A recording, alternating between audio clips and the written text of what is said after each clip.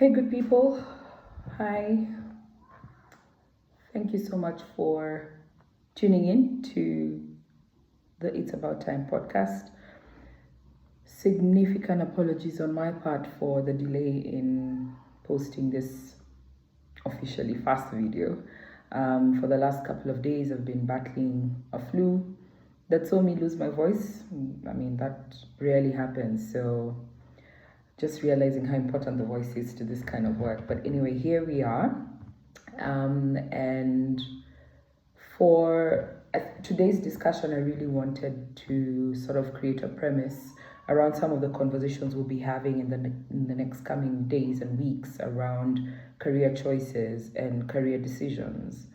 As some of you may know, I quit employment earlier this year, sometime in May, and what drove me to that decision and that position is something that I never thought would happen to me, but I found myself in a situation where I had to make the tough decision to walk away from what was probably the most illustrious job I've ever had, and at the same time, a job that was probably paying me the most that I've ever earned in my career. But the decision to actually leave was informed by a couple of things. So, for context and background, I have built a career in the development field, so working primarily for non-profit organizations, those working especially in the area of health. It's work that I've really enjoyed over the years and has really given me a purpose and solidified my contribution to changing the face of life for many Kenyans, but also people across the African continent. So the decisions that I've made along my career path as to who to work for and when to make those moves have really been informed by how I was feeling about my career progress and my career growth at that particular moment in time, but also looking at the prospects for growth within these organizations. And I'd like to say that I think I have had some of the greatest employers working for some of the greatest organizations that Kenya and Africa has. And that has been a source of great fulfillment for me, a source of great joy, being able to contribute to, through my communication skills, to contribute to the development progress that these organizations were making in the health space. I have worked for organizations that have been purely locally focused, that is in the Kenyan context, but I've also had the opportunity to work for organizations that have a wider lens, so Africa and beyond. And to be honest, I have had a great career. I have met amazing people, amazing professionals, the best in their game, who have taught me very many things that I did not know, from whom I have learned even a lot of the softer skills, around how to navigate complex working relationships. And for that, I will forever be grateful. I have had the opportunity to work with young organizations, youth-led organizations that were looking to make their mark in the context of Africa's development and helping them to shape their agenda, communicate their work, and also engage and interact with other funders and donors and things like that. Things that have really given me so much joy over the years. But the reality is, because of the kind of professional I am, I go hard when it comes to my work. I think if there's one place where I could not tolerate mediocrity was in my workspace. So I went hard on everything that I did, especially probably in the last 10 or so years of my career, especially at the point at which I got into leadership and senior management and managing people. So there's a lot of pressure that comes with that, and sometimes we really don't appreciate what that means in terms of how it affects people. I want to make sure that the people I'm working with are understood, are clear about what their work is, that they are also adequately supported to create a balance between everything else that's going on in their worlds and being able to deliver effectively at work. And sometimes I think the things that we tend to miss out on or not pay too much attention to are, so these people who are helping others and nurturing others, who's nurturing them, who's taking care of them, who's looking after their well-being, and because sometimes we just want to be there for the people that are working with us and people who are reporting into you. So over the years, I think all these things just sort of took a toll on me, and it got to a point where, as much as this was a job that I knew I loved in my heart of hearts, I was not getting the joy that I thought I was going to get out of it. I was struggling to get through tasks that before were very easy for me to do. So something that would have typically taken me half a day would take me 2, 3, 4 days to complete. I wasn't sleeping at night. My sleeping pattern was completely disrupted. I had very little peace of mind, and I found very diverse ways of coping with how I was feeling. Because if you haven't slept all night and you have to wake up in the morning and do this job, you're like, something is missing. So what's gonna be my jump start? What's gonna help me get through this day? So it got to a point where I had 2 full-blown panic attacks that were work-related. Well, I wouldn't say they were purely work-related, but they were catalyzed in the work environment. And I had to see a doctor. My blood pressure was off the charts. And I was just generally unhappy and feeling unwell. So at that point, I started going through therapy as well, just to unpack some of these things. And it was during this process of going through therapy that I realized that I needed to take a break. I needed a hard stop on everything I knew about my career and everything I knew about work, just to give myself some time to really reflect and also recover from all these things taking a toll. And the decision initially wasn't very difficult for me, but I think in response to my decision to leave and people being concerned and all these questions that people had, so what are you going to do for money? What does this mean for you? What's your plan? You have a daughter who's in uni. What does this mean? But I thank God for the wisdom of planning ahead, and being in a position where I had some money put aside that would allow me to take this break and figure out what it is I really want to do and find myself again, so to speak.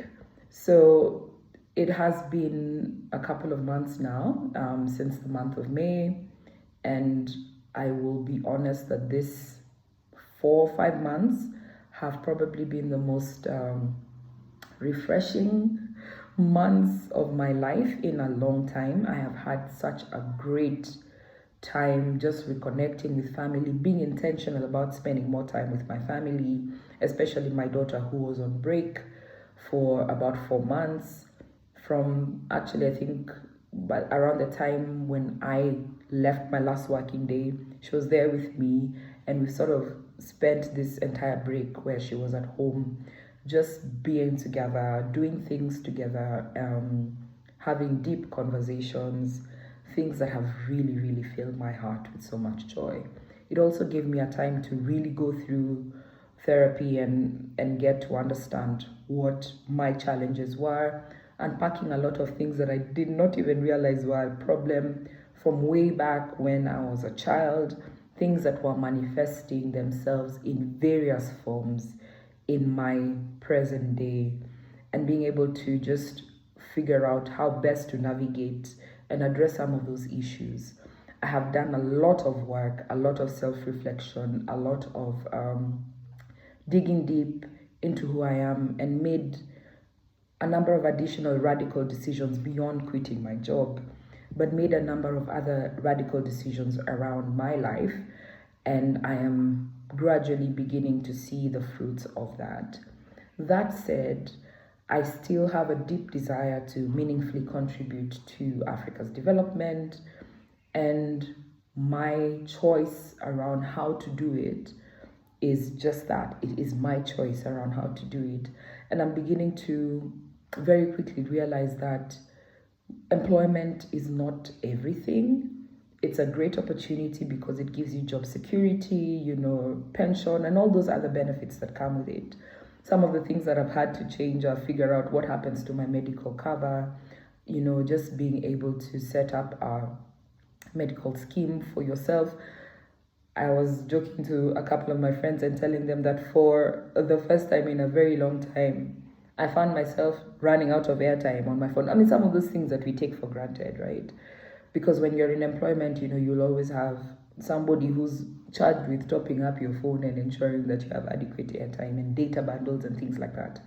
So some of these adjustments, paying for NHIF, those are the things that have become a reality for me now. But I will be honest and say that I think that decision was timely. It was a decision that I needed to make. And I am so glad that I did, because now I have such clarity about some of the things that were bogging me down then. I loved the work that I was doing, and I would love to continue contributing in those spaces. But I realized that I need to decide or determine how I do that, how I contribute, but then still allowing me time and headspace, especially the headspace, to do the other things that I love.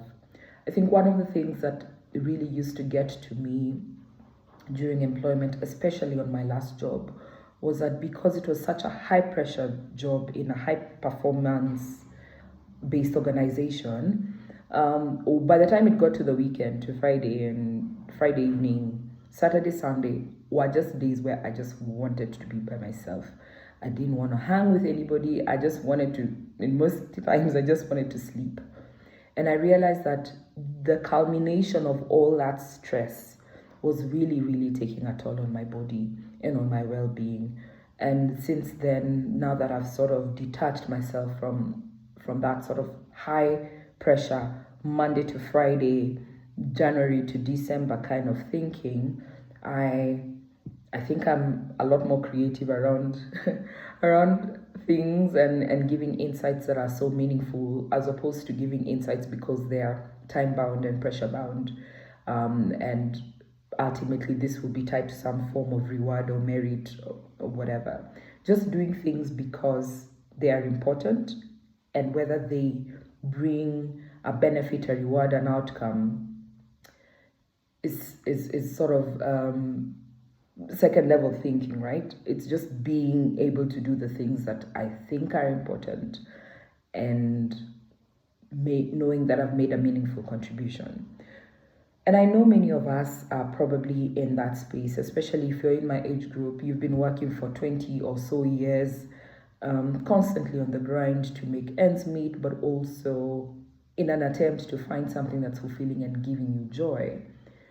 My call to you would be, if you start feeling that the body is not cooperating, it's just refusing, I would highly recommend taking a break. I know it's not always going to be practical for everybody because we have pressures of families.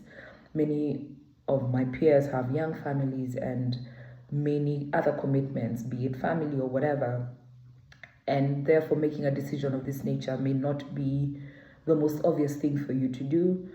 But because you are the resource, you are the person that makes all these things possible.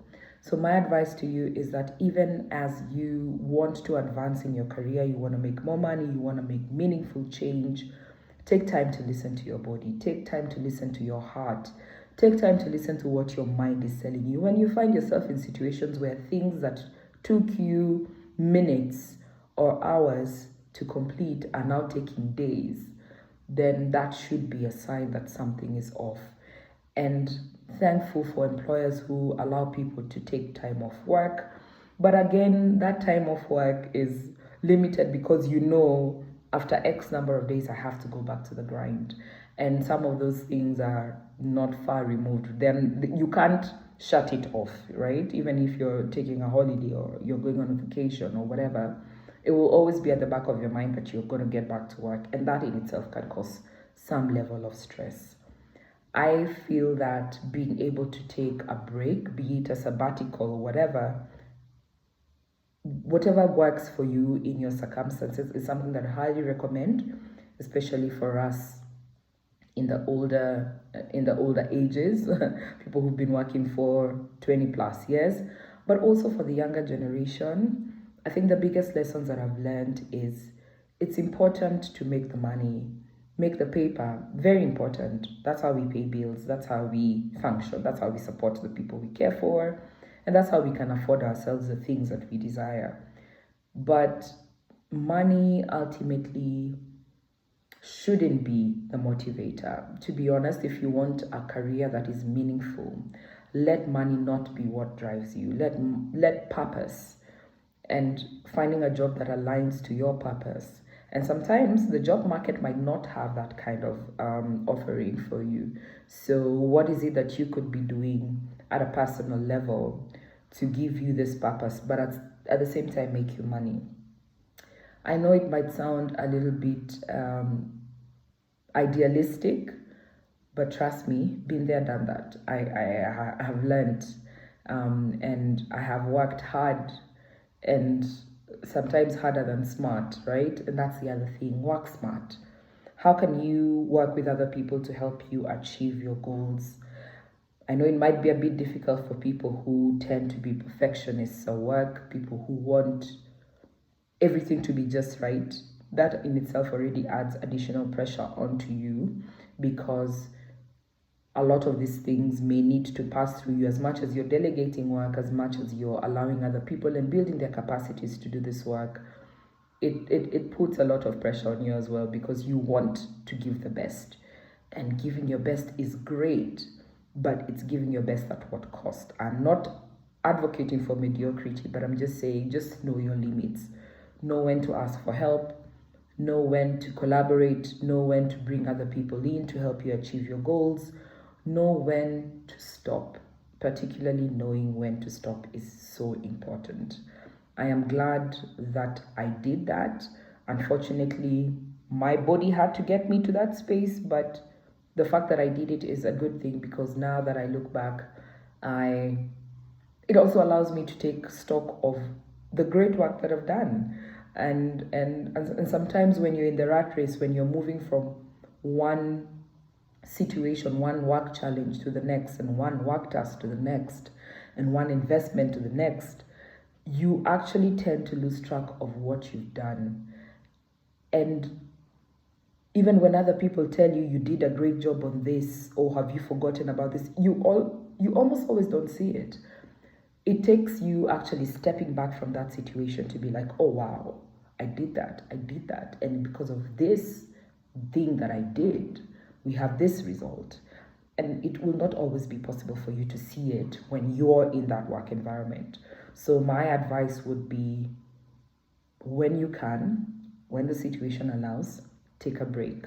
Not a 4-day holiday or a 10-day vacation, courtesy of your employer.